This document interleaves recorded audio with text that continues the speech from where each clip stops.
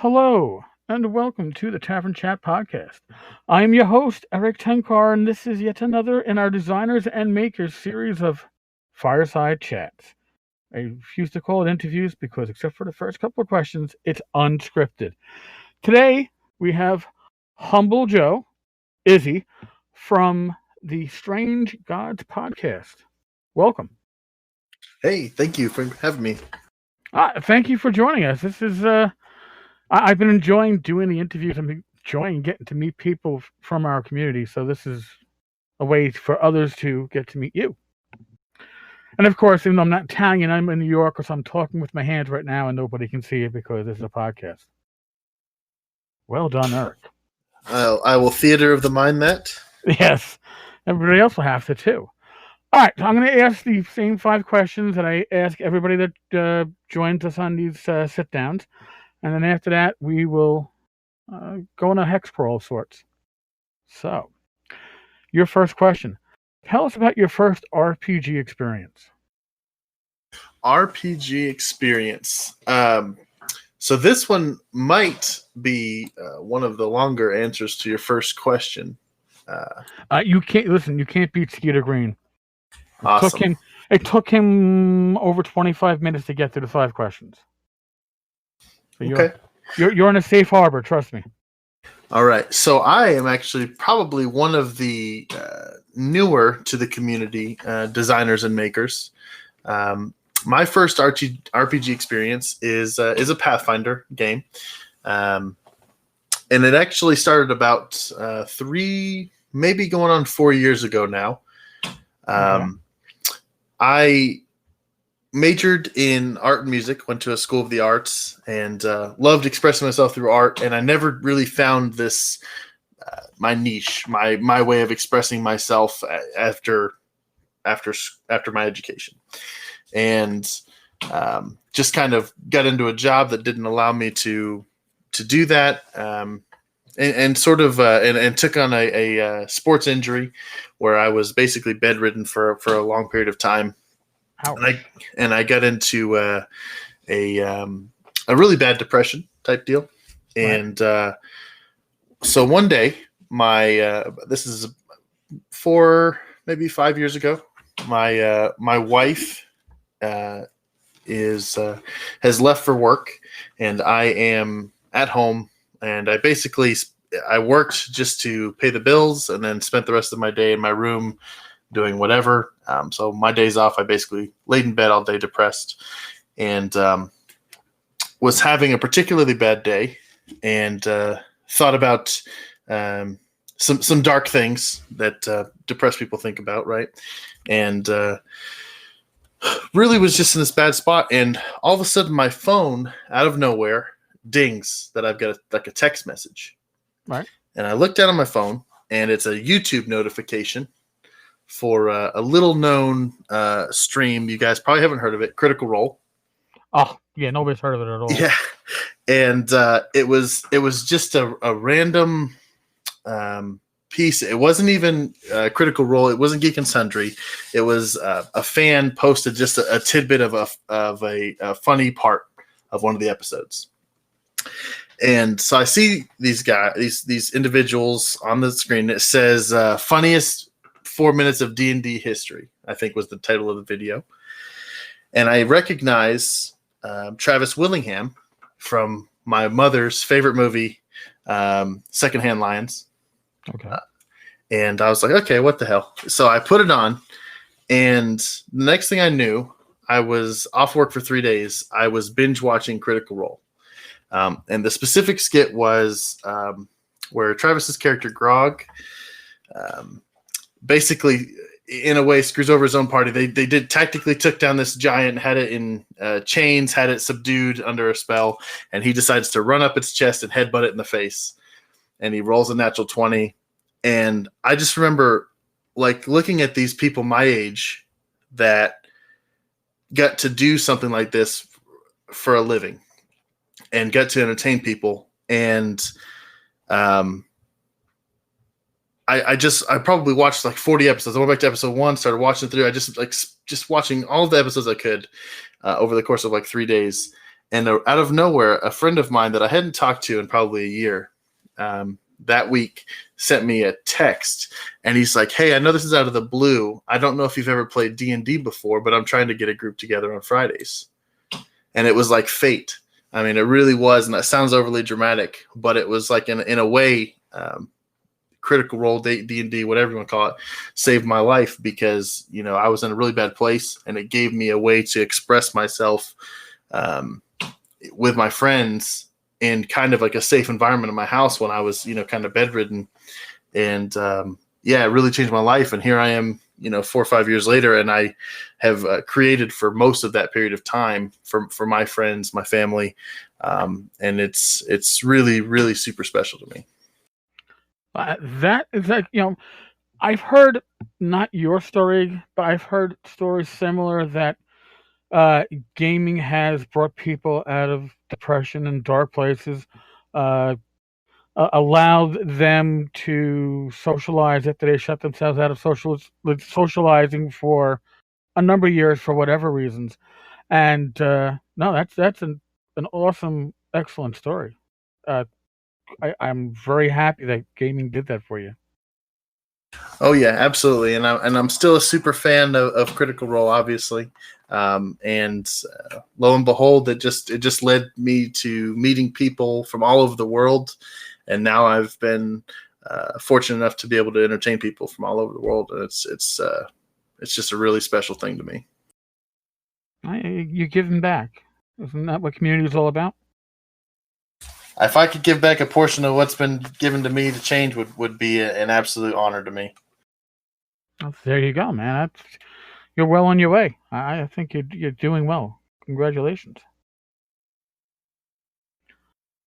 So now, based upon you telling us that you came in with Pathfinder, I'm going to ask you a question. I could probably answer it for you. What is your go-to RPG system and why? It is D&D 5th edition, actually. Really? It is. It is. And the reason for that is I have basically brought all of my real world friends that I know into RPGs. Most of them had very rarely, if ever, heard of the game or played the game of Pathfinder, D&D, whatever, Starfinder. I enjoy all of them. I enjoy having a good time with my friends. And so when I started GMing multiple campaigns, and 2 of the 3 I was GMing are homebrew, it was it's already a ton of preparation, and then it got to where I was having to help them with their characters because they're new and helping them set their character sheets. And 5th edition is a very watered down, very simplified. It is not hardcore in any way, but it took a lot of the stress off of the new players and allowed us to just comfortably get into this world where we can immerse ourselves, and I can focus on providing my friends, my players, my family with a very high-class, world-class experience of this immersive world without worrying about overcomplicating their characters or them, having to pick between 200 different feats, that sort of thing. Well, I guess Pathfinder did fall underneath that weight of numerous splat books by Paizo that were all official. Yeah. Yep. Don't get me wrong, Pathfinder, I'm a huge fan, love to play in it, love to GM it. It's just for my regular 2 groups. 5th edition is just really seemed to be our go-to. My players, my best friend Donnie, he really appreciates the simplicity of 5th edition. Well, I think a lot of people that come from Pathfinder 2 5e say that you keep a lot of the depth of Pathfinder, but it's a simplified presentation in a lot of ways. So I guess it's a good compromise. Yeah, it's different strokes, different folks, and whatever works for your table for your friends to provide a great experience. That's what I love about this, is that there's so many different RPGs. There's something for everybody, and in those RPGs, there's so much variety that no matter who you are as a person or who you aspire to be, there's always something that you can immerse yourself in and really experience writing a book basically with your friends. Oh yeah, definitely. It's the ongoing story that everybody has a part in. So that's the beautiful thing about role playing. That's why we all like to tell our stories at conventions. You know, you got to tell your favorite encounters because you created it with others. That's right. All right. So now, how much experience do you have with the older rule sets? Have you played any of them? A little.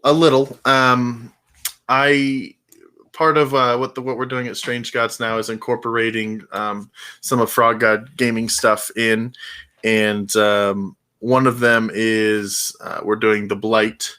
And that's really my only real experience with the older editions. Enjoying it so far for sure, but I am definitely a little out of my comfort zone. The Blight is a beautiful book, and it's an excellent setting.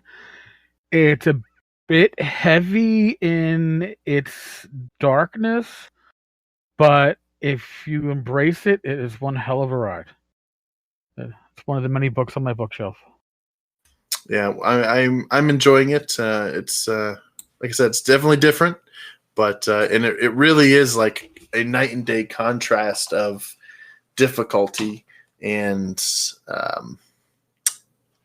I guess there's not this cushion of safety net that the newer editions bring. So I definitely tip my hat to all of the older generation and older edition players. It's definitely a whole new ball game. All right, so we're going to skip the question on race as class because you've probably never played any editions like Basic, which had race as class. However, since we just brought up the lethality of the older editions, where do you stand on save or die? Save or die. I think I would probably put myself right down the middle.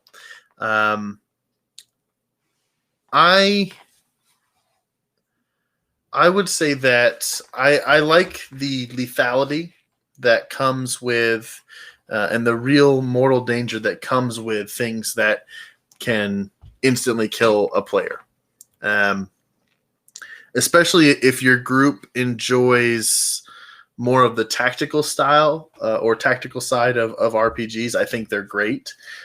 People that are very tactics minded, making sure whoever goes forward to the group checks it out, make sure there's no traps. If they fail and they set off a trap, if they don't save, they die. I actually quite enjoy that. If your group is more role play based, and they're really attached to their characters, and you guys have played the same campaign for 2 years, and they make a mistake and their character dies, I guess I'm 50-50 on that portion of it, because it's really hard to lose a character that you're really attached to and that the group's attached to, especially if it's usually combat is challenging but not overly mortally dangerous. And to step into something that's save or die, I think there's definitely a table for each. Yeah, I guess like the heroic death is what you always want for your character that you're attached to, as opposed to I pricked my finger, it's poison. Right, absolutely. I think that's 100% it. Or I rolled a natural 1 on my check for traps and then got my head cut off, that kind of thing. Yeah. Yeah. Okay. All right. So now, you came into the hobby a couple of years ago. Did you expect to see yourself doing what you're doing now, doing these podcasts, being so involved in the hobby? Not at all. Not even a little bit. I just saw myself becoming this extremely devoted fan, super fan, if you will, of Critical Role and playing with the same group of people that I was comfortable with. But it was like my fascination with being able to, as an artist, a lot of artists are the same, is that we have this, we fidget, right? When we're sitting at a table, we fidget because our brain is always working on doing something. We are daydreamers, right?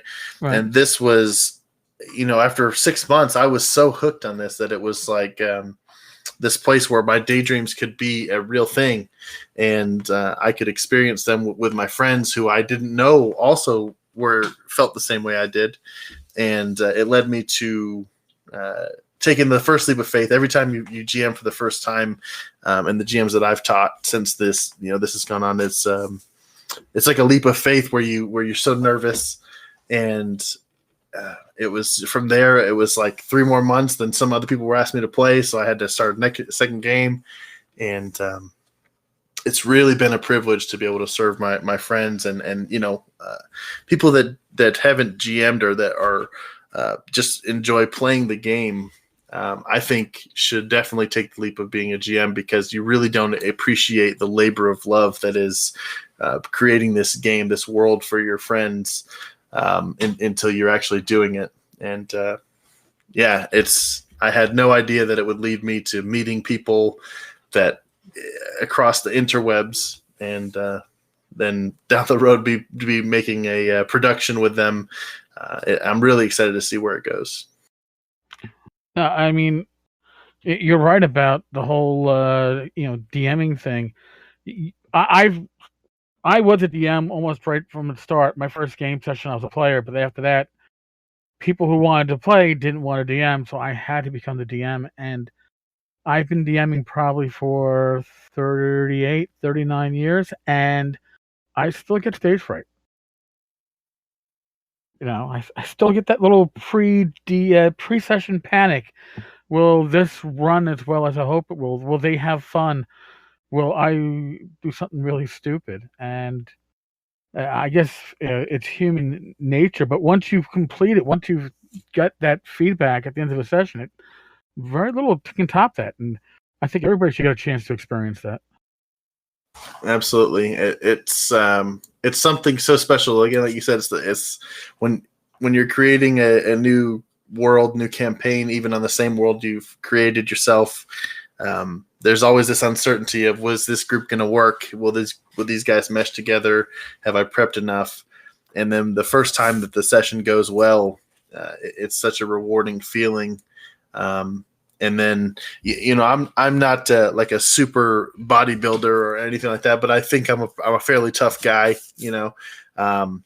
and it was like last session I played with my players Friday before last. Their role play actually had me in tears as an NPC. And I was so immersed in this world with them that as the NPC, I was actually in tears in the real world. And there's just something that's so special and so genuine about that I don't know another way to synthesize or another way to experience that. It really is. Everyone that's afraid out there to be a GM, it's take the leap. It's well worth it. It's very, very rewarding.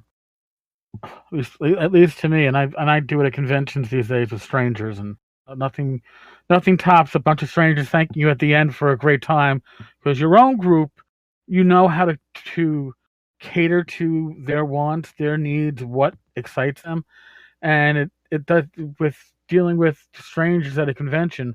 It's all you, pass or fail. It's all on you. Yeah, and I commend you again. Tip my hat. That is one leap I haven't taken yet. Not that I'm necessarily terrified of it. Is DMing at a convention. I just live out in the middle of nowhere, and there aren't conventions here. But it was something I would definitely love to do. But I have had the experience of GMing for totally new groups, whether people sign up through Roll20 or through the Strange Gods group. Everyone has friends of their second cousin twice removed, and it's definitely it's special. I'll tell you, I live in New York City, and there are no local conventions. I got to fly out to all the ones I get to go to, so I guess it's too expensive to have anything in New York. Fair point. I didn't even think of that. I guess I just assumed being New York City being twice the population of like everywhere around me. New York, yeah, but New York City is, I don't know what it is, probably like 9 million now, so it's ridiculous. But everything's expensive. Twice the population of Canada. Pex is in the chat room, and he's like, all right, yeah, blame Canada. Izzy. Um, Now, how long have you all been doing the Strange Gods podcast for? Ooh, this is going to be a rough question because I've got two members in here with me, and I'm going to answer wrong. I would like to say we started it. We officially started it in July. I think that Melkor, the lead guy, this is his baby, and I've been fortunate enough to just be a part of it with him. I want to say he and I started speaking about it and coming up with the idea very early 2018, maybe January, February. It might have even been 2017, but I think it's early 2018. They would have corrected you in the text chat if you were wrong. So I just it's an honest answer and appears to be good. No corrections. All right. I don't want to see the Kappa saying I'll cover my screen up. Now, how many folks do you have in your group for the podcast?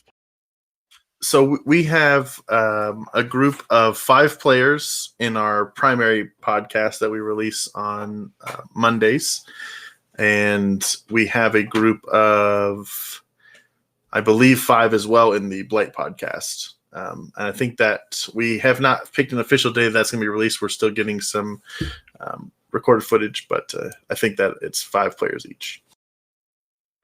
That's pretty impressive to be running 2 full podcasts with a weekly release schedule. That's not a schedule that most of the quote larger podcasts can do, let alone with that many players. I'm impressed. Melkor is an animal. He works so hard, and I'm really excited for what happens for the future with this for him. I really hope it goes successful for all of us, but he puts in so much time and labor from the recording side to the preparation side to editing, Foley work. He does it all.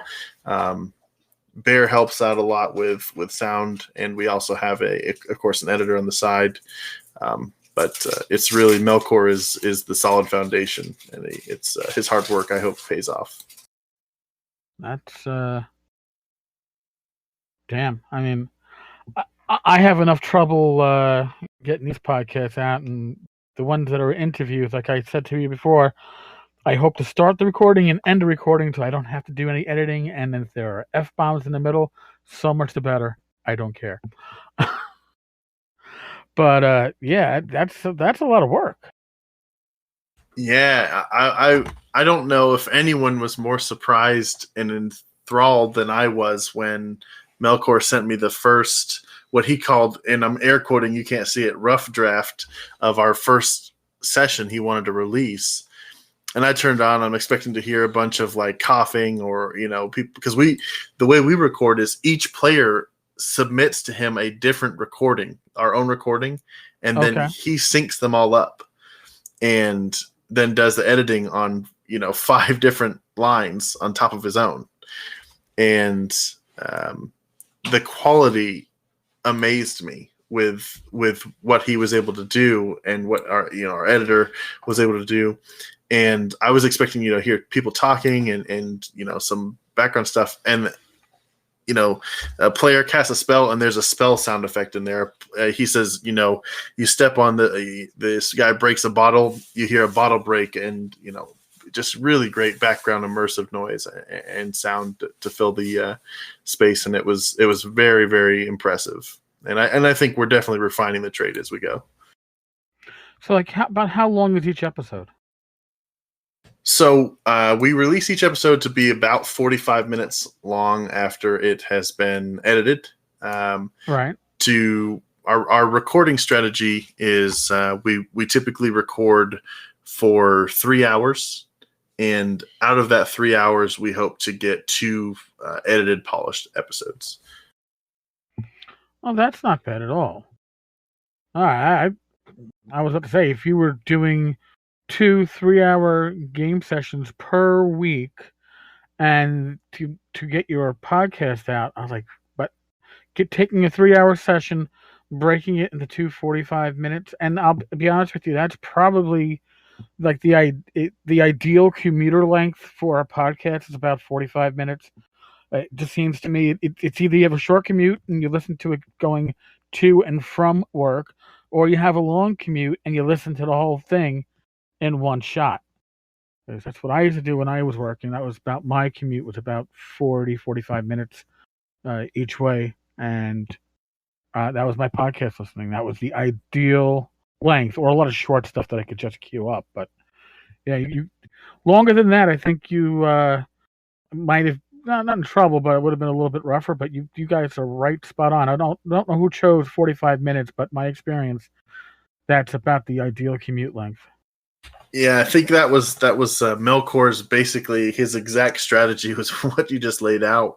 Is Melkor again? It sounds like I'm in love with this guy, and I really do. He is a special friend of mine in a lot of ways. He's just the work he puts in, the research he does. Listening to he researched many podcasts and took the best parts of each one, and then had his friends listen to him to give him constructive feedback. The preparation work he did, and that's the number he came up with from his experience, and I think it's a great model. And again, I'm really excited for where this is going, and it's been a really special, not just the podcast, but the story we are doing, Jade Regent in Pathfinder, and his storytelling of Jade Regent has been very well put together, high quality, and there's not a time I've ever sat at a table, even digitally, and not smiled for 3/4 of a session, ear to ear. He's just he's a very hard worker. Yeah, that's been like my experience is that as a DM, you got to put a little extra into it when you're running on a virtual tabletop than you do in person. Like in person, you can get their attention by standing up or being a little bit louder, but you have to be almost like directly more engaging, more of a hook on a VTT, because it's easier to lose people's attention because you can't look at them and grab it back. So yeah, the attention thing, and another trick of the trade for anyone out there thinking about starting that we ran into. We still haven't fully mastered this solution yet, but when you're playing virtual tabletop and you're not playing with video, you talk over each other a lot. Yeah, and it's so second nature to do so, and that's just not something that necessarily happens at a table game.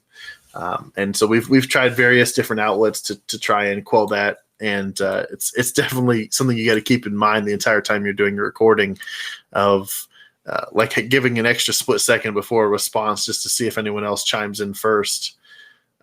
But yeah, it's a labor of love on his part, and it's we're all working hard to improve on that. But that's definitely, I think, one of our bigger hurdles that we have experienced in the time we've been doing it. Now, do you have a virtual tabletop that you all use, or just Theater of the Mind, or?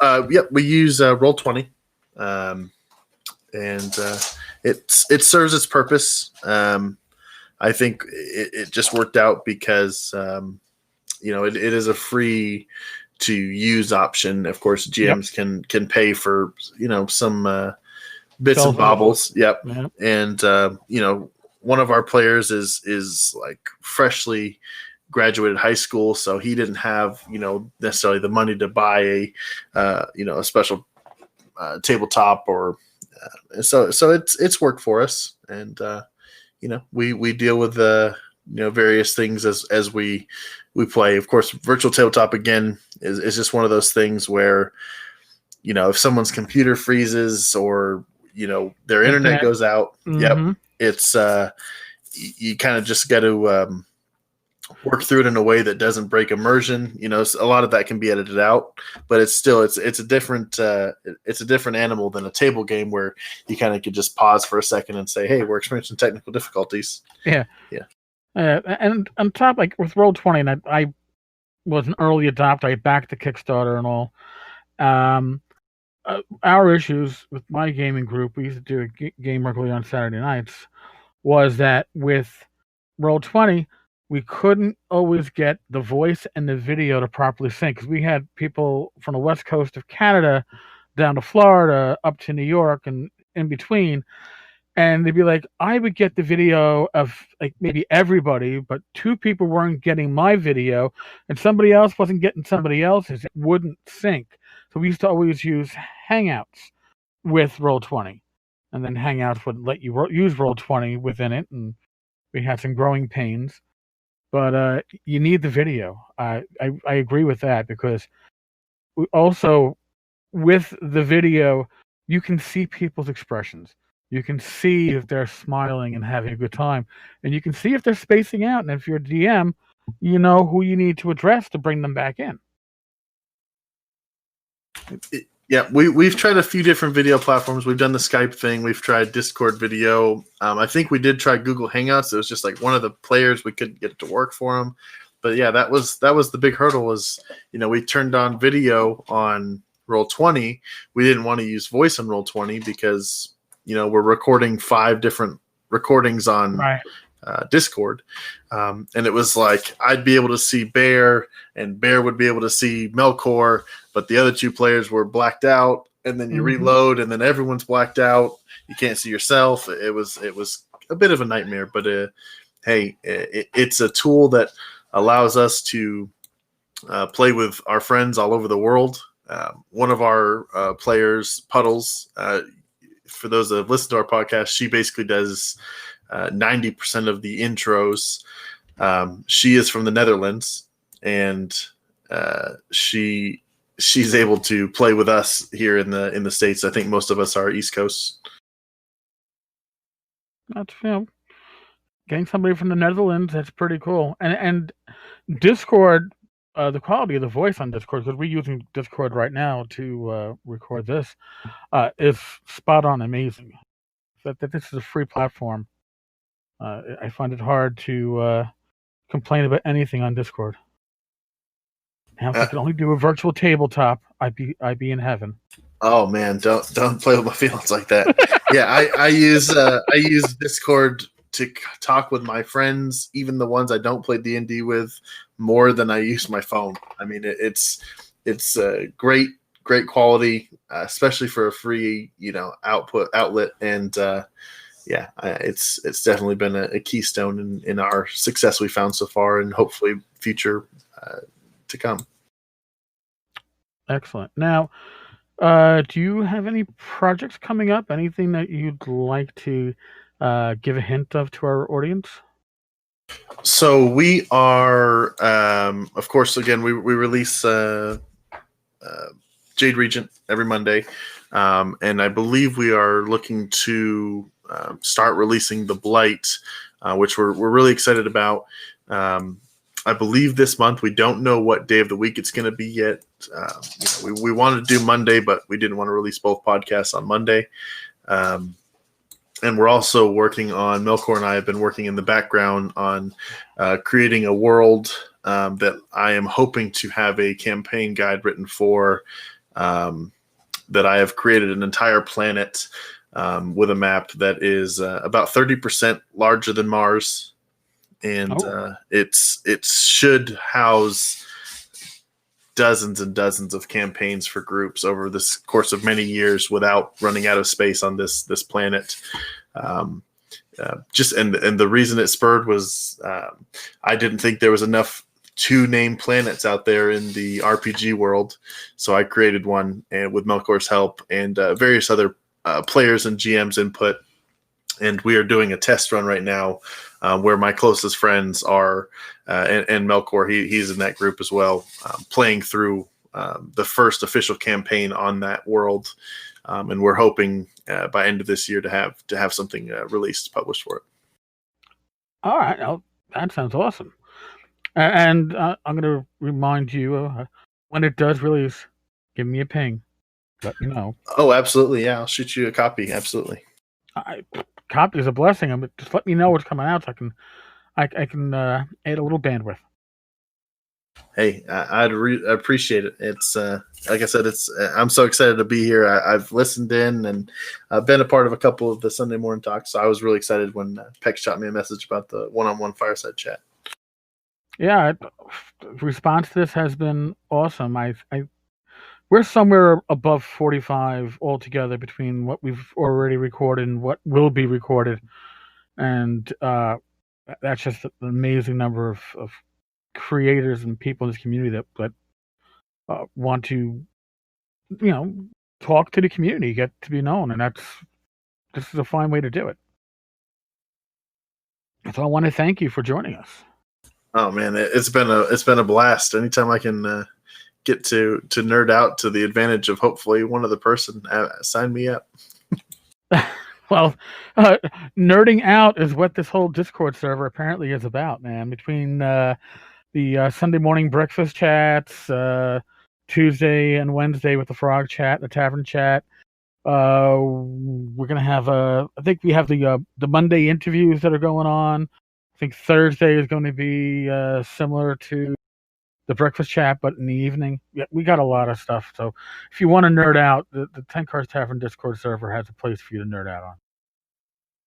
Yeah, I pop in every day and take a look, and it's so exciting to see. When you get into your Discord server, to just scan down the number of names of designers and makers that are on there. It's awesome. I know some people out there feel like it's a saturated market, but I don't look at it necessarily as much as a business as I do this community, this family worldwide. That it's really special to see everyone taking part and seeing the labor that they've put out, their labors of love. And I love to check out what the other creators have come up with, because again, it's this special outlet where your hard work can pay off, and anyone you get to share it with is a bonus. So this has been really special to be invited to 10 Cars to see what everyone else is working on, and just to chat with other people that put the time and work in. I'm glad that that's working for you, and I'm glad that we've been able to facilitate a lot of the different creators and designers and the makers to interact with each other and to be able to give advice back and forth.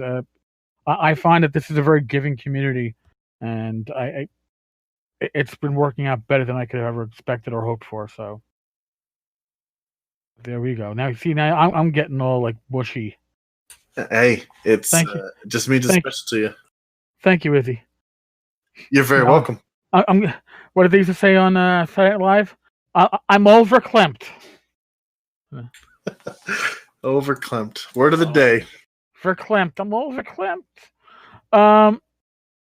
Again, thank you for joining us. To the people who have been listening live, thank you for being our live audience and listening in. We really do appreciate it.